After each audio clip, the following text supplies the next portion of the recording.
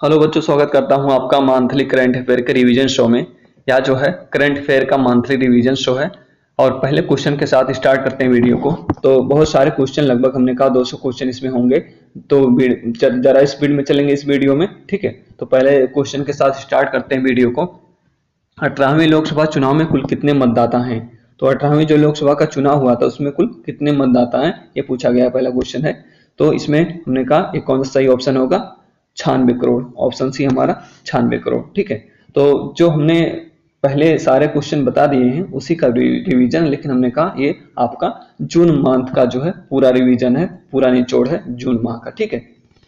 चलिए अगला क्वेश्चन देखते हैं। रणजी ट्रॉफी 2024 किसने जीती? तो रणजी ट्रॉफी जो 2024 जीता गया है, किसके द्वारा जीता गया है? तो ये जीता गया हमने कहा सौराष्ट्र के द्वारा, सौराष्ट्र के द्वारा।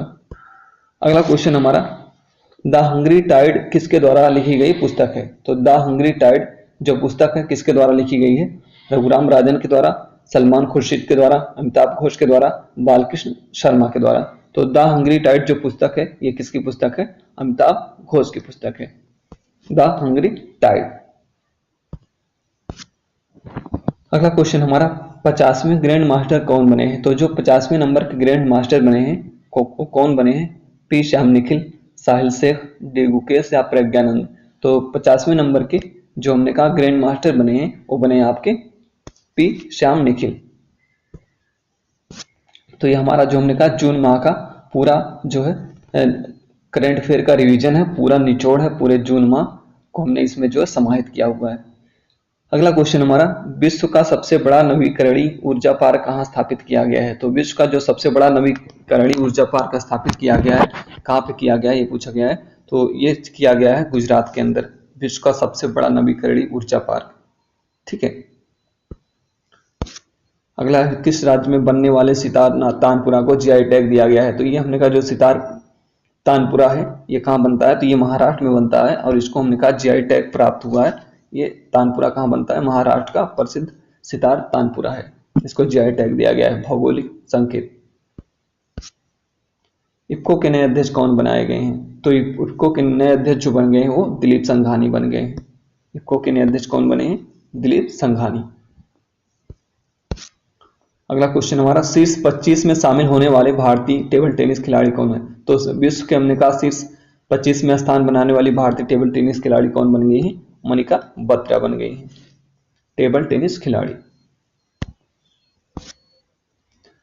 टेबल टेनिस में अगर किसी का नाम आता है हमने कहा तो मनिका बत्रा का आता है भारत में। मनिका बत्रा ही सबसे बड़ी टेबल टेनिस खिलाड़ी है भारत के अंदर।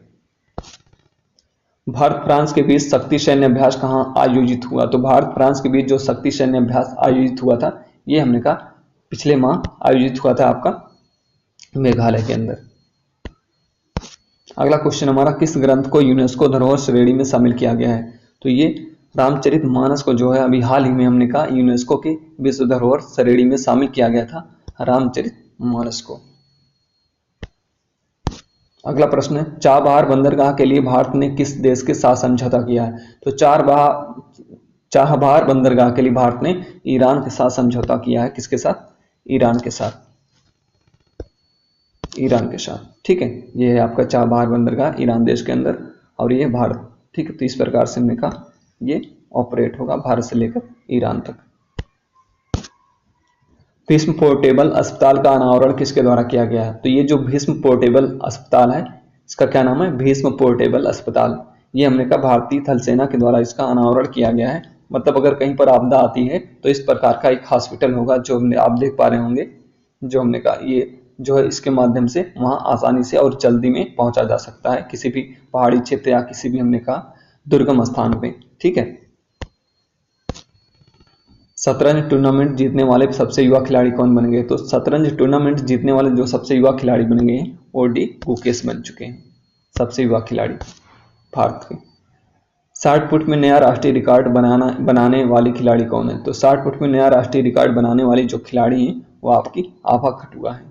60 फुट जो हमने कहा वो थ्रो होता है, गोला फेंक होता है, उसको 60 फुट कहा जाता है। तो आभा खटुआ हमने कहा इसमें राष्ट्रीय रिकॉर्ड बनाने वाली खिलाड़ी बनेगी, सबसे दूरी तक फेंकने वाली।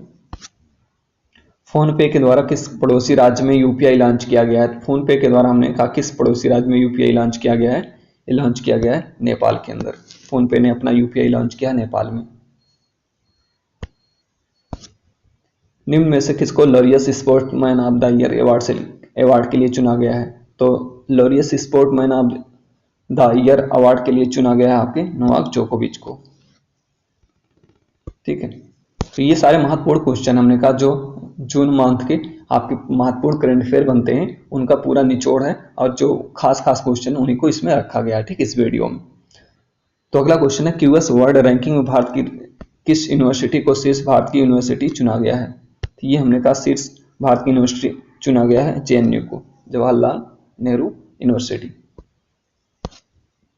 भारत की प्रथम एआई निर्मित फिल्म कौन सी है?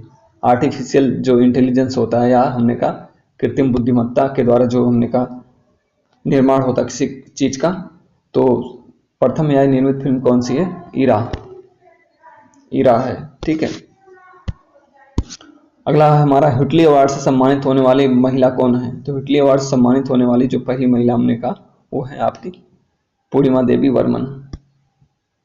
पूर्णिमा देवी बर्मन। हुटली अवार्ड होता हमने कहा ये दिया जाता है आपके इन्वायरमेंट के क्षेत्र में जो काम करता है, ठीक है, पर्यावरण के लिए जो काम करता है उसको दिया जाता है हुटली अवार्ड। तो पूछा जाता है कभी कभी हुटली अवार्ड किस क्षेत्र में दिया जाता है? तो पर्यावरण के क्षेत्र में काम करने के लिए। तो पूर्णिमा देवी बर्मन को इस बार जो है ये अवार्ड दिया गया है। ओलंपिक में रोइंग में कोटा प्राप्त करने वाले पहले खिलाड़ी कौन बन गए हैं? तो ओलंपिक में हमने कहा रोइंग में जो कोटा प्राप्त करने वाले पहले खिलाड़ी बन गए हैं वो बन गए हैं आपके बलराज पंवार। रोइंग होता है जो हमने कहा नाव खेया जाता है उसको रोइंग कहते हैं। आईसीसी का अंतर्राष्ट्रीय ब्रांड एम्बेसडर कौन बना है? तो आईसीसी का ब्रांड एम्बेसडर, अंतर्राष्ट्रीय ब्रांड एम्बेसडर उसेन बोल्ट को बनाया गया था, जो आईसीसी T20 भी हाल ही में हुआ। ठीक है, उसेन बोल्ट को बनाया गया था। राष्ट्रीय ब्रांड एम्बेसडर युवराज सिंह को बनाया गया था, लेकिन अंतर्राष्ट्रीय जो ब्रांड एम्बेसडर बनाया गया था आईसीसी का इस बार जो हमने कहा T20 हुआ है उसेन बोल्ट को। अमेरिका और वेस्ट इंडीज में इस बार खेला गया आईसीसी T20 वर्ल्ड कप, जिसको भारत ने जीता है। दुनिया का पहला ग्लेशियर मुक्त देश कौन बन गया है? तो दुनिया का पहला ग्लेशियर मुक्त देश बन गया आपका वेनेजुएला।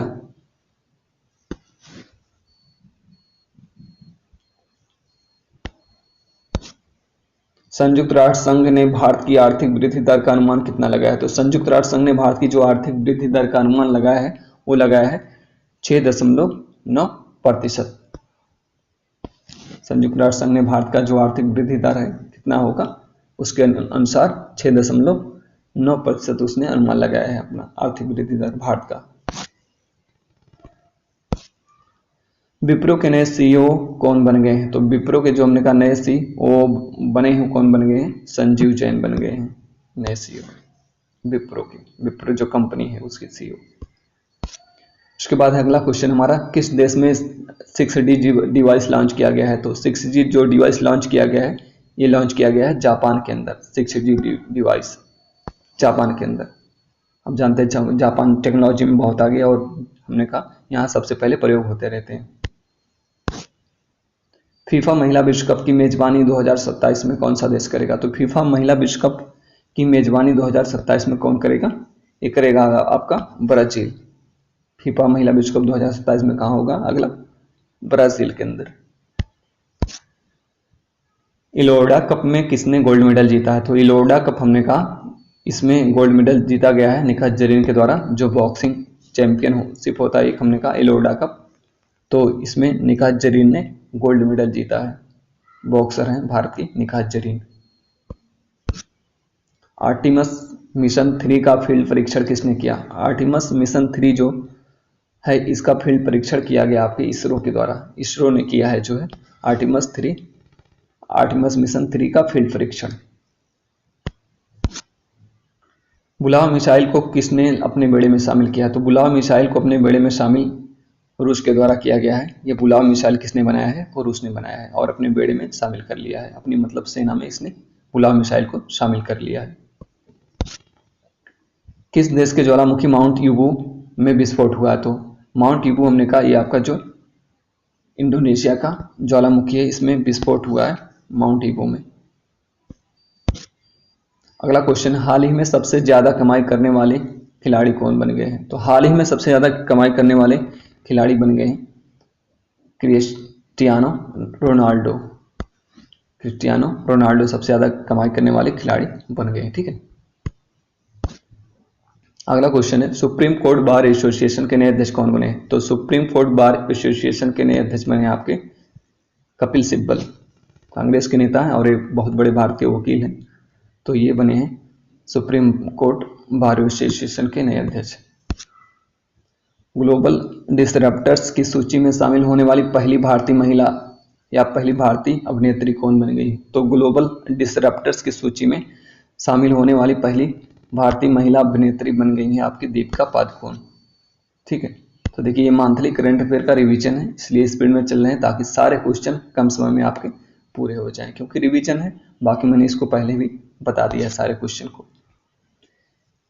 किस देश में दुनिया का सबसे ऊंचाई पर स्थित स्विमिंग पूल का निर्माण किया गया है? तो दुनिया का सबसे ऊंचाई पर स्थित स्विमिंग पूल का निर्माण किया गया है भूटान के अंदर। सबसे ऊंचाई पर स्थित स्विमिंग पूल।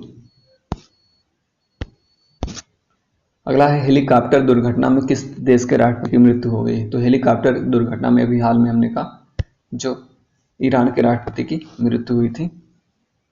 कहाँ के? ईरान के। ठीक है, ईरान के राष्ट्रपति।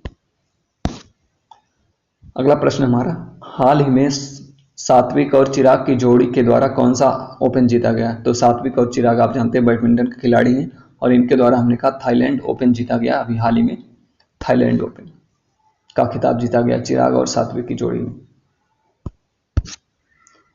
हाल ही में टीसीएस के द्वारा ह्यूमन सेंटर एआई उत्कृष्टता केंद्र की स्थापना कहाँ की गई? तो टीसीएस ने अपना जो ह्यूमन सेंटर एआई उत्कृष्टता केंद्र स्थापित किया है ये पेरिस के अंदर, फ्रांस की राजधानी पेरिस के अंदर स्थापित किया है उत्कृष्टता केंद्र, एआई उत्कृष्टता केंद्र।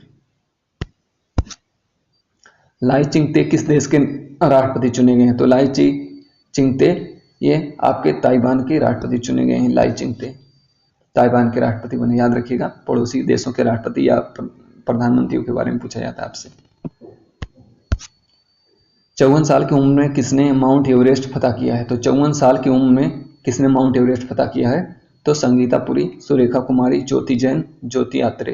तो ज्योति आत्रे ने हमने कहा 54 साल की उम्र में माउंट एवरेस्ट फतह किया है, मतलब उम्रदराज महिला है जो हमने कहा 54 साल की उम्र में माउंट एवरेस्ट को फतह किया है, ज्योति आत्रे। एआई आधारित यातायात प्रणाली शुरू करने वाला पहला राज्य कौन सा बन गया है? एआई आधारित मतलब आर्टिफिशियल जो हमने कहा जो रोबोट होगा वो हमने कहा यातायात, जैसे एक ट्रैफिक पुलिस होता है आप तस्वीर में देख सकते हैं, उसके स्थान पर हमने कहा एक एआई आधारित जो है इस तरह से एक यंत्र होगा जो हमने कहा यातायात को जो है ऑपरेट करेगा। यह है सिक्किम राज्य ने इसको प्रारंभ किया है या एआई आधारित यातायात प्रणाली। ठीक है, सिक्किम में। किस देश के ला कुब्रे ज्वालामुखी में विस्फोट हुआ? Tanzania, Malaysia, Brazil, Ecuador. तो ला कुब्रे जो ज्वालामुखी हमने कहा ये इक्वाडोर का ज्वालामुखी है, इसमें विस्फोट हुआ है ला कुब्रे ज्वालामुखी। भारतीय उद्योग परिसंघ के नए अध्यक्ष कौन बनाए गए? तो भारतीय उद्योग परिसंघ के नए अध्यक्ष जो बनाए गए वो संजीव पुरी बनाए गए हैं। भारतीय उद्योग परिसंघ के नए अध्यक्ष कौन बनाए गए? संजीव पुरी। अगला क्वेश्चन हमारा, इटली ओपन टेनिस टूर्नामेंट का महिला एकल खिताब किसने जीता है? इटली ओपन टेनिस टूर्नामेंट का जो महिला एकल खिताब है ये जीता गया है ईगा स्वियाटेक के द्वारा। ईगा स्वियाटेक ने हमने कहा फ्रेंच ओपन भी इस बार जीता है। 2024 का जो फ्रेंच ओपन का खिताब महिला एकल का खिताब जीता गया है वो ईगा स्वियाटेक के द्वारा जीता गया। इटली ओपन टेनिस टूर्नामेंट भी ईगा स्वियाटेक ने जीता है। अगला क्वेश्चन हमारा, आपदा प्रबंधन के लिए ड्रीम्स पोर्टल किस राज्य ने लॉन्च किया है? अगर आपदा आती है तो उसके लिए हमने कहा एक पोर्टल बनाया गया है। तो ये आप जानते हैं बाढ़ वगैरह ज़्यादा आती असम राज्य में, तो इसमें हमने कहा असम राज्य नहीं, इसको एक हमने कहा उत्तराखंड को काट के इसको असम बना लीजिए, असम। तो ये ड्रीम्स पोर्टल जो लॉन्च किया गया है ये असम राज्य के द्वारा आपदा प्रबंधन के लिए लॉन्च किया गया है। आपदा की घड़ी में इस पोर्टल के द्वारा काम किया गया है। भारत के पहले अंतरिक्ष टूरिस्ट कौन बने हैं? तो भारत के जो पहले अंतरिक्ष टूरिस्ट बने हैं ये कौन बने हैं? गोपी थोटुकुरा। पहले अंतरिक्ष टूरिस्ट बने हैं गोपी थोटुकुरा। अभी हाल ही में आइसक्रीम मैन ऑफ इंडिया का निधन हो गया। तो ये आइसक्रीम मैन ऑफ इंडिया कौन थे? ये हमने कहा रूपेश श्रीवास्तव थे। आइसक्रीम मैन ऑफ इंडिया, इन्होंने छोटे से आइसक्रीम के बिजनेस के साथ बहुत बड़ा बिजनेस खड़ा कर लिया था, इसलिए इनको आइसक्रीम मैन ऑफ इंडिया कहा जाता है। इंग्लैंड प्रीमियर लीग फुटबॉल का खिताब किस टीम ने लगातार चौथी बार जीता है? तो इंग्लैंड प्रीमियर लीग फुटबॉल का खिताब लगातार लगातार तीसरी बार, ये वाला क्वेश्चन देखिए, लगातार तीसरी बार जीता है मैनचेस्टर सिटी ने। दीप्ति जीवन जी संबंध किस खेल से है? तो दीप्ति जीवन जी का संबंध है ये दौड़ से, धावक हैं दीप्ति जीवन जी। अगला हमारा, वियतनाम के नए राष्ट्रपति कौन बने हैं? तो जो वियतनाम के नए राष्ट्रपति बने हैं वो टू लेम बने हैं। वियतनाम के नए राष्ट्रपति टू लेम। अगला है, दुनिया का सबसे महंगा पंख किस देश ने नीलाम किया है? दुनिया का सबसे महंगा पंख जो नीलाम हुआ है ये न्यूजीलैंड में नीलाम हुआ है। दुनिया का सबसे महंगा पंख, देख सकते हैं तस्वीर में इसको। भारत में किस देश को मलेरिया वैक्सीन R21 निर्यात किया गया है? तो ये मलेरिया वैक्सीन भारत ने जो R21 को निर्यात किया है, अफ्रीका को निर्यात किया है, अफ्रीका को भेजा है। मलेरिया का वैक्सीन है R21। अमेरिका यूटा प्रांत के किस फोटो को फोटो ऑफ द ईयर चुना गया है? तो फोटो ऑफ द ईयर जो चुना गया है ये मिल्की वे को चुना गया है। मिल्की वे अमेरिका के एक राज्य यूटा प्रांत में, यूटा राज्य में हमने कहा ये मिल्की वे की तस्वीर ली गई है। MDH और एवरेस्ट मसाला में कौन सा विषाक्त तत्व पाए जाने की संभावना की गई थी? तो MDH और एवरेस्ट मसाला में हमने कहा मिथिल ऑक्साइड पाए जाने की संभावना की गई थी, मिथिल ऑक्साइड को। अगला हमारा, ईरान के नए राष्ट्रपति कौन बने हैं? तो ईरान के जो नए राष्ट्रपति बने हैं वो कौन बने हैं? मोहम्मद सालेह, मोहम्मद मुखबर, मियाखिल अरगोदन, उसके बाद इब्राहिम रईसी। तो ईरान के जो नए राष्ट्रपति बने हैं वो आपके बने हैं मोहम्मद मुखबर। भारत चैट जीपीटी ने अपना किस नाम से AI मॉडल लॉन्च किया? तो भारत चैट जीपीटी ने अपना हनुमान नाम से AI मॉडल लॉन्च किया है, देख सकते हैं हनुमान नाम से, ठीक है।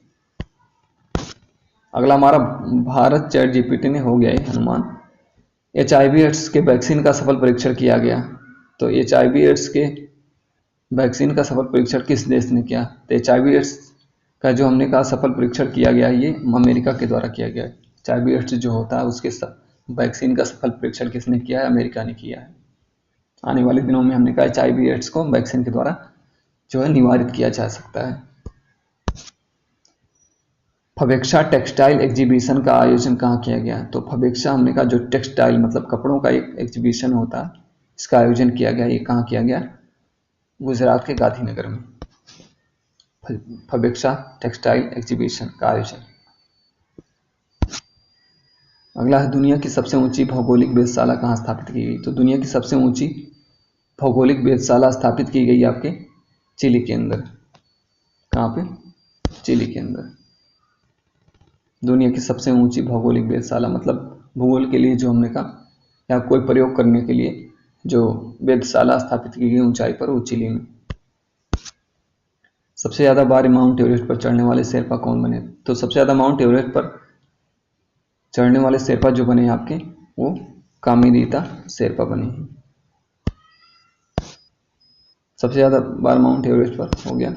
अगला है, मिस पिंक नेपाल कौन बनी है? मिस पिंक नेपाल कौन बनी है? तो अनमोल राय जो है मिस पिंक नेपाल इस बार चुनी गई है। माउंट एवरेस्ट पर चढ़ने वाले सबसे कम उम्र की महिला कौन बनी है? तो सबसे कम उम्र की जो महिला बन गई माउंट एवरेस्ट पर चढ़ने वाली वो आपकी काम्या कार्तिकेयन बन गई। हाल ही में विश्व जल मंच का आयोजन किस देश में किया गया? तो विश्व जल मंच का आयोजन जो किया गया ये किया गया आपके इंडोनेशिया में। बिना ऑक्सीजन के माउंट एवरेस्ट पर चढ़ने वाले सिरबाज खान किस देश के हैं? तो बिना ऑक्सीजन के माउंट एवरेस्ट पर चढ़ने वाले सिरबाज खान पाकिस्तान के पर्वतारोही हैं। हाल में दूषित रक्त घोटाला की घटना किस देश में हुई? तो दूषित रक्त घोटाला की जो घटना होती है आपके ब्रिटेन में हुई थी। जेनी एर्पनबेक और माइकल हॉफमैन को मैन बुकर पुरस्कार किसके लिए दिया गया है? तो जेनी एर्पनबेक और माइकल हॉफमैन दोनों को मैन बुकर पुरस्कार जो दिया गया ये उनकी पुस्तक कायरोस के लिए दिया गया। किसके लिए? कायरोस के लिए दिया गया मैन बुकर पुरस्कार। सबसे तीव्र और शक्तिशाली चैट जीपीटी 40 किसके द्वारा लॉन्च किया गया?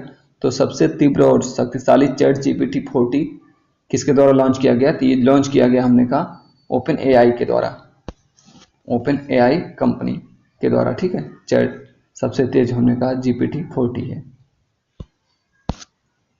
ईशान प्रोजेक्ट का संबंध किससे है? ईशान प्रोजेक्ट का संबंध हमने कहा वन नेशन वन उड़ान से है।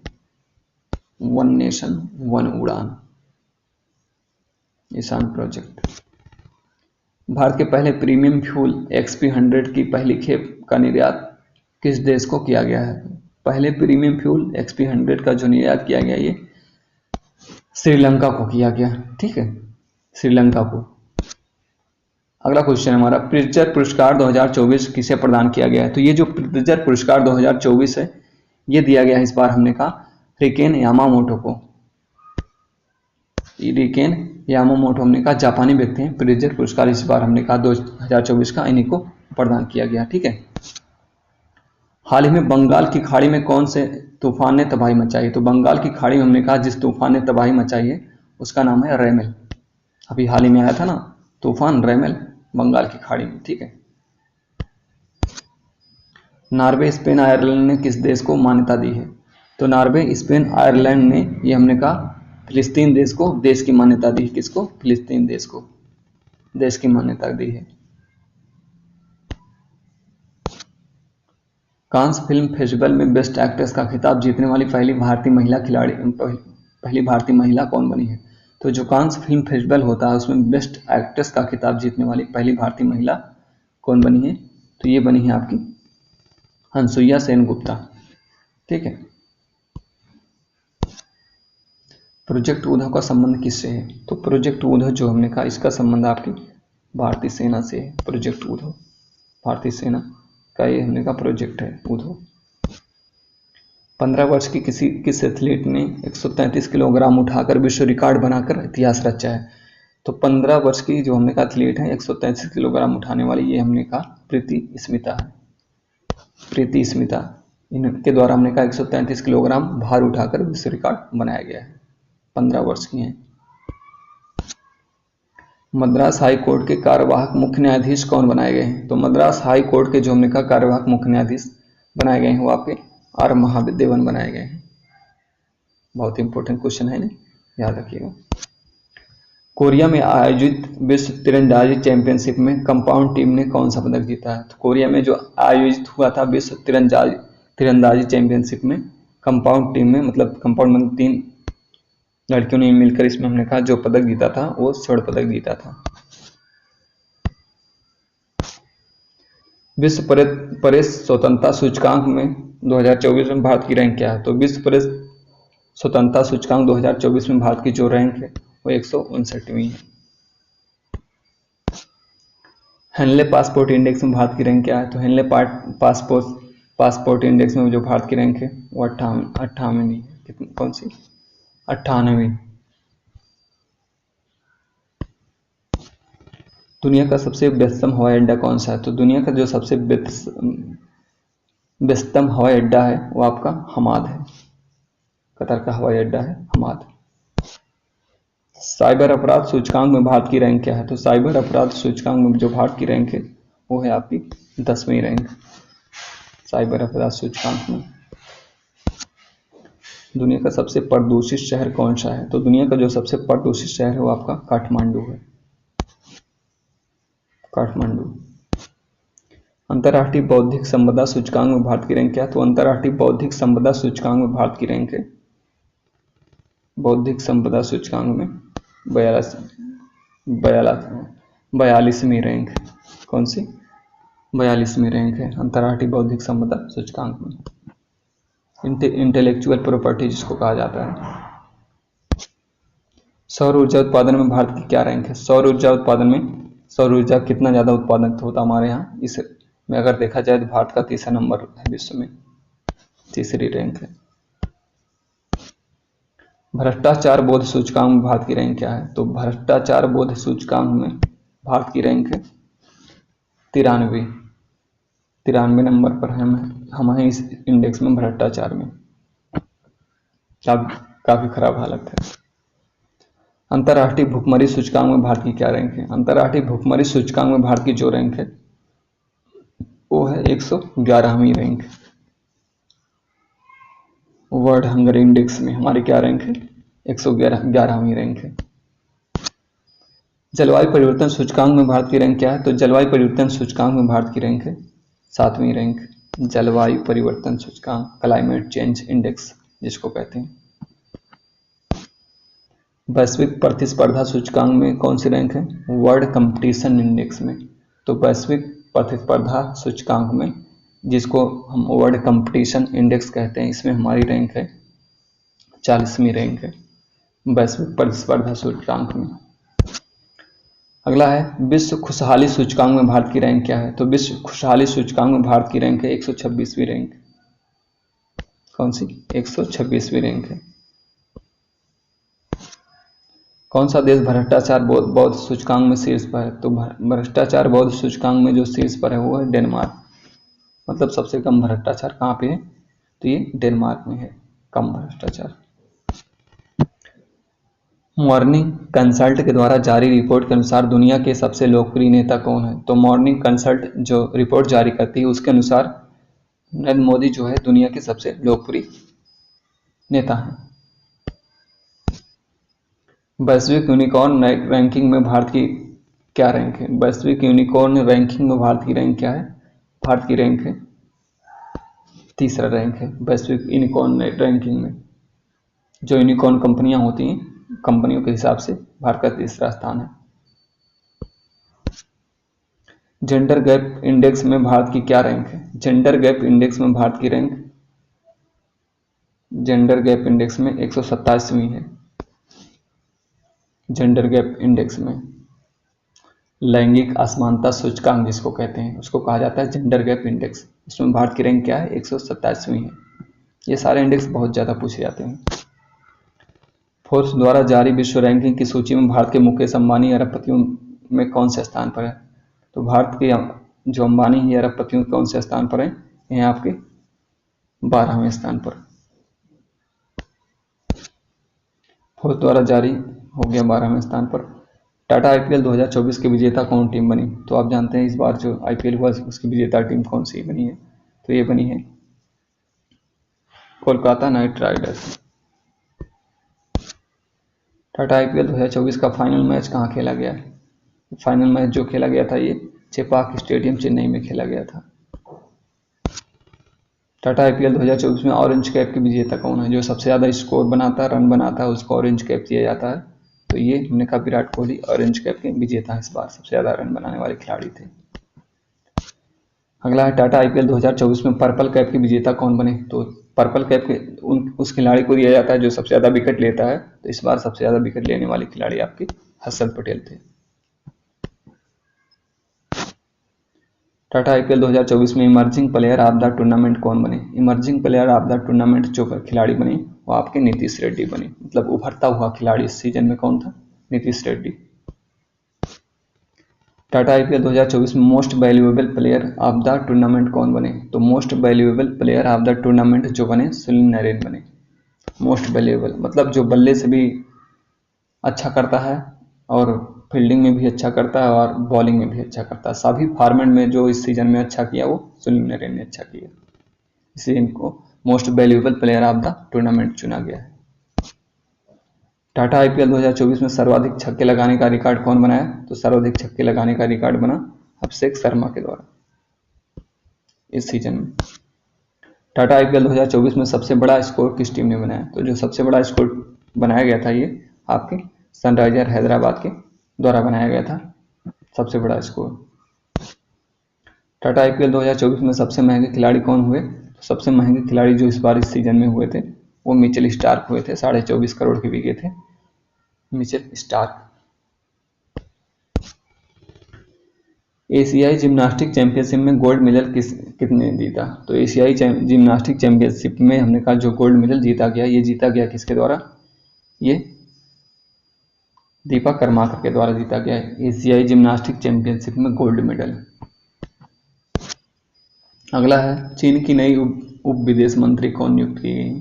तो चीन की जो नई उप विदेश मंत्री नियुक्त की गई वो चुन इंग है। कौन? चुन इंग। तालिबान को आतंकवादी श्रेणी से हटाने का निर्णय किस देश ने लिया है? तो तालिबान को आतंकवादी श्रेणी से हटाने का निर्णय ये रूस ने लिया है। किसने? रूस ने। अगला है, शारजाह शतरंज चैलेंजर का खिताब किसने जीता? तो शारजाह शतरंज चैलेंजर का खिताब जीता गया ये बी पड़ो के द्वारा, दिव्या देशमुख के द्वारा, काव्या सिंह के द्वारा, या हमने कहा कामाख्या देवी के द्वारा। तो ये जीता गया है दिव्या देशमुख के द्वारा। अगला है, तलाक को कानूनी मान्यता प्रदान करने वाला विधेयक कौन देश पारित किया? तो तलाक को कानूनी मान्यता प्रदान करने वाला जो विधेयक पारित किया गया, ये किया गया फिलीपींस के द्वारा। अगला है, IOCL ने किसके साथ हाइड्रोजन पार्टनरशिप समझौता किया है? तो IOCL ने हमने कहा किसके साथ हाइड्रोजन पार्टनरशिप समझौता किया है? तो ये किया हमने कहा गूगल के साथ, या भारत सरकार के साथ, भारतीय सेना के साथ, या हमने कहा RBI के साथ। तो IOCL ने किसके साथ हाइड्रोजन पार्टनरशिप समझौता किया है? ये किया है भारतीय सेना के साथ। ठीक है, किसके साथ? भारतीय सेना के साथ। अगला है, All We Imagine as Light Cannes Grand Prix किसने जीता है? All We Imagine as Light Cannes Grand Prix जो जीता गया है, ये किसके द्वारा जीता गया है? ये जीता गया है पायल कपाड़िया के द्वारा। All We Imagine as Light Cannes Grand Prix award. ठीक है। चौथा परमाणु ऊर्जा शिखर सम्मेलन कहाँ आयोजित हुआ? तो चौथा जो परमाणु ऊर्जा शिखर सम्मेलन आयोजित हुआ था, ये हुआ था आपका जो है ब्रुसेल्स के अंदर। ये इसमें गलत दे दिया गया ऑप्शन, ये इसको आप काट के सभी को, ये हमने कहा कहाँ पे? ब्रुसेल्स में।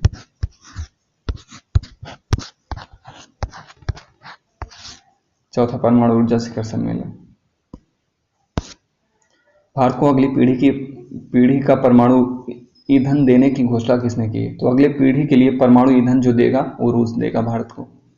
नेक्स्ट जनरेशन का जो परमाणु ईंधन है, न्यूक्लियर एनर्जी है, ठीक है, ये रूस देगा भारत को। अगला, हाल ही में सर्वाधिक ट्रांसमिशन लाइन जोड़ने वाला राज्य कौन बन गया है? तो सर्वाधिक ट्रांसमिशन लाइन जोड़ने वाला जो राज्य बन गया है वो बन गया है आपका उत्तर प्रदेश बन गया। ठीक है, उत्तर प्रदेश। मलेशिया मास्टर्स 2024 का खिताब किसने जीता है? तो मलेशिया मास्टर्स 2024 का जो खिताब जीता गया वो वांगची के द्वारा जीता गया। और वांगची जो हमने कहा ये चाइना के खिलाड़ी हैं और इसने हमने कहा पीवी सिंधु को हराया इन्होंने। ठीक है, तो फाइनल में पीवी सिंधु को हराकर चीन की जो वांगची ने मलेशिया मास्टर 2024 का खिताब जीता है। किस महिला को UN सैन्य अवार्ड से नवाजा गया है? तो UN महिला सैन्य अवार्ड से जिसको नवाजा गया है वो आपकी राधिका सेन गुप्ता है। कौन? राधिका सेन गुप्ता। ठीक है, देश की पहली 3D टेक्नोलॉजी मिसाइल का नाम क्या है? देश की पहली हमने कहा 3D टेक्नोलॉजी मिसाइल का नाम है अग्निबाण। ठीक है, तो हमने कहा ये आपका जो रिवीजन है ये आपके जून मंथ का रिवीजन है। ठीक है, तो इसमें और क्वेश्चन है तो इसको मैं इसका एक पार्ट और बना दूंगा। तो इस पार्ट का यहाँ पर हमने कहा समाप्ति होता है। नेक्स्ट पार्ट में जो बचे हुए क्वेश्चन है जो निचोड़ है पूरा उसमें भी दे दूंगा। तो 2 पार्ट में इसको बना देता हूँ। ठीक है, नहीं तो वीडियो जो है बहुत ज़्यादा लॉन्ग हो जाएगा। ठीक है, तो आज के लिए इतना ही। Thank you very much. तो देखिए इसको हमने कहा इसको वीडियो को जो है शेयर करिए और हमने कहा अधिक से अधिक जो विद्यार्थियों तक ये वीडियो पहुंचे, क्योंकि हमने कहा ये जो इस तरह का हमने कहा क्वेश्चन है पूरा इस मंथ का निचोड़ होगा और बहुत इंपॉर्टेंट क्वेश्चन इसमें मैंने रखा हुआ। ठीक है, तो चलिए वीडियो को समाप्त करते हैं। Thank you very much.